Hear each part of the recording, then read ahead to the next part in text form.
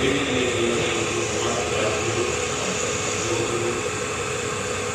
వేదికకి ఎదురుగా ఉన్నటువంటి పెద్దలు, ముస్లిం సోదరులు, యువకులు, హైందవ సోదరులు, సోదరీమణులు, ముస్లిం సోదరులు అందరికీ కూడా ధన్యవాదాలు. ఈరోజు మనందరి జీవితాల్లో కూడా చాలా శుభదినం. ఎందువల్లనంటే ఈ శుభదినంలోని ఎక్కువ శుభాలు కలిగే భాగ్యాన్ని ఈ కోటాల గ్రామ ముస్లిం సోదరులు, సోదరీమణులు, యువకులు దోచుకున్నారు. అల్లాహ్ చాలా అనుగ్రహాలు. కేవలం ఇది ఒక కుగ్రామం. కోటాల అనేది ఒక కుగ్రామం. ఇంతమంది జనాభాలో ఇన్ని కులాలు, ఇన్ని సాంప్రదాయాలు, సిద్ధాంతాల మధ్యన ముస్లిం పురుషులు, స్త్రీలు, యువకులు, పిల్లలు కలిపితే ఒక 100 మంది ఉంటారు. ఈ 100 మంది దాదాపు కోటాల గ్రామవాసులతో సహా కోటాల పరిసర ప్రాంతాల ప్రజానీకాన్నందరినీ కూడా 600-700 మందిని ప్రోగ్ చేశారు. ఇది ఎంతటి మహాభాగ్యం అంటే 100 మంది ద్వారా 600 మందికి ధార్మిక సందేశం అందజేయడం అనేది ఒక మహర్భాగ్యం. ఆ భూమికి, ఆకాశానికి ప్రభు అయిన అల్లాహ్ కోటాల వాసులకి, స్త్రీలకి, పురుషులకి, పిల్లలకి, యువకులకి కూడా ప్రసాదించినటువంటి ఒక మహత్తరమైనటువంటి వరం. రెండవది, మనందరం కూడా మానవులు. మహోన్నతమైనటువంటి మానవ జన్మని అల్లాహ్ తాలా మనందరికీ ప్రసాదించాడు. లక్షలాది జీవరాశులు ఉన్నటువంటి ఈ ప్రపంచం మీద, ఈ భూలోకంలో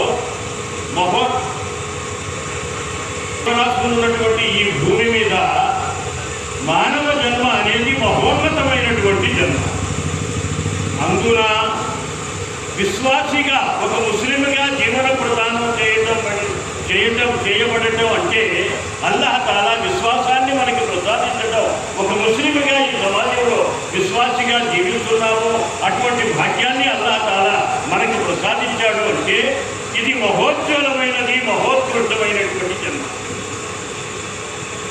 పోతే ఈరోజు అల్లాహ్ తాలా స్తోత్రం తరువాత మహాప్రవక్త ముహమ్మద్ సల్లల్లాహు అలైహి వసల్లం వారిపై శుభాలు, శాంతులు కలుగుగాక అని దరూద్ సలాం పంపిన పిమ్మట నాకివ్వబడినటువంటి అంశంలో, ప్రసంగంలోని అంశం ఏదైతే ఉందో తల్లిదండ్రుల హక్కులకి సంబంధించినటువంటి ఒక సూక్తిలో కొంత భాగాన్ని మీ ముందు అరబీ భాషలో పఠించాను.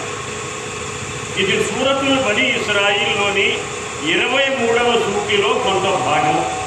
పూర్తి సూక్తి అంటే ఆయత్ కూడా కాదు. వకుల్లహుమా కౌలన్ కరీమా. అల్లాహ్ తాలా మానవుల్ని, విశ్వాసుల్ని అందరినీ ఉద్దేశించి ఒక ఆజ్ఞ ఈ దివ్య గ్రంథమైన ఖురాన్లో అవతరింపజేశాడు. ఆ ఆజ్ఞ ఏమిటి అంటే వకుల్లహుమా కౌలన్ కరీమా. ఓ మానవులారా, మీరు మీ తల్లిదండ్రులతో చాలా ప్రేమగా, ఆప్యాయతగా, విధేయతగా మెలగండి.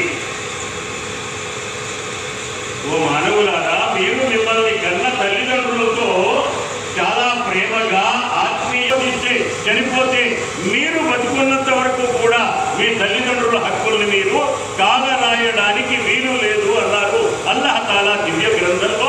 మరి హదీసుల్లో మహాప్రవక్త సల్లల్లాహు అలైహి వసల్లం కూడా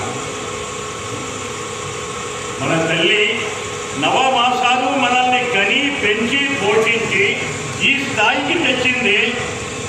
మన తండ్రి తన రక్త మాంసాలు ధారపోసి, నిద్రాహారాలు మాని, సుఖాన్ని వదిలిపెట్టి, సౌఖ్యాన్ని విడిచి, నానా కష్టాలు పడి, నానా అగచాట్లు పడి సంపాదించి రాత్రనక పగలనక మనల్ని ఈ వయసుకు చేర్చారే.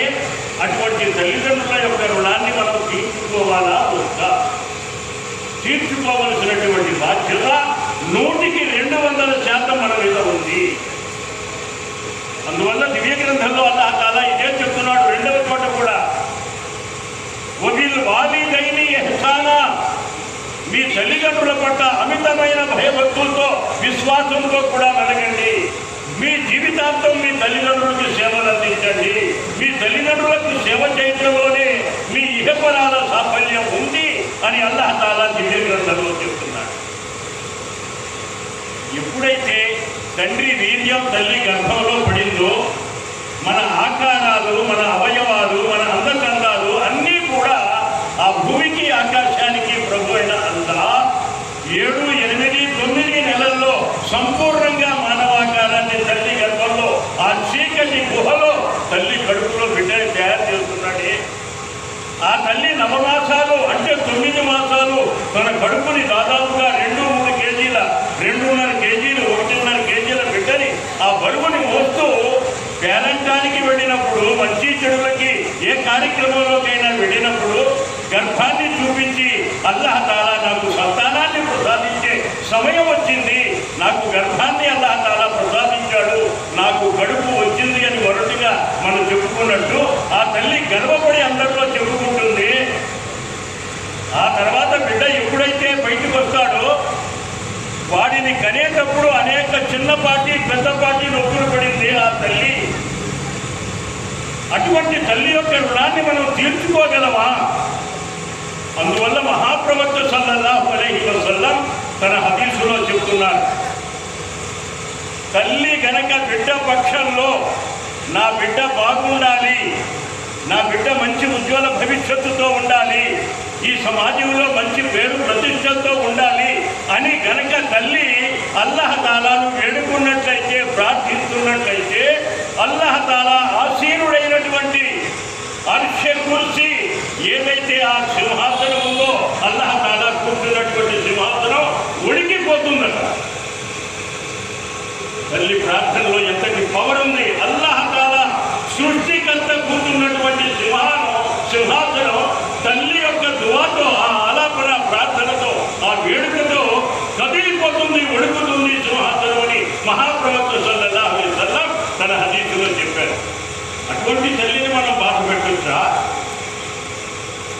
అటువంటి తల్లిని మనం దూషించవచ్చా? అటువంటి తల్లి ప్రేమని మనం తృణీకరించవచ్చా, ధిక్కరించవచ్చా? అటువంటి తల్లిని వృద్ధాప్యంలో చూడకుండా ఆమెను అపాసుపాలు చేసే మాటలు మన భార్య, నేను నా తల్లి వృద్ధాప్యానికి వచ్చేసింది, ముసలిదైపోయింది, ఆమెను నా